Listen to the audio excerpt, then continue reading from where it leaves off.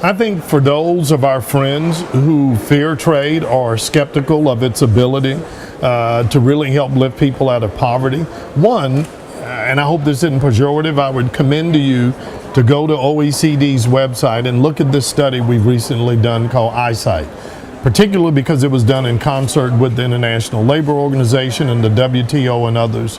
And I think it credibly and objectively demonstrates that if you do trade right, and not just by itself, you have to invest in education, you have to invest in infrastructure, you have to have the safety nets there that help people who can be displaced by trade.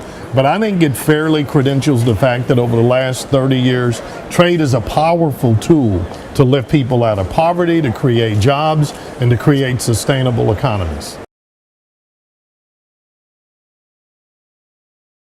Well, in the United States in particular, I think we've been able to demonstrate the power of trade being a part of a thoughtful economic pillar, as President Obama has demonstrated, to build a lasting economy.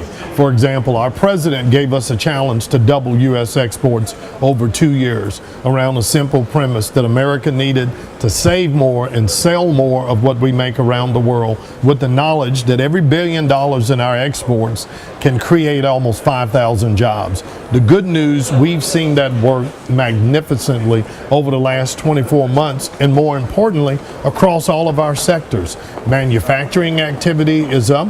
We're seeing our steel mills beginning to run at full force. Obviously, our automotive sector is not only back, but beginning to export.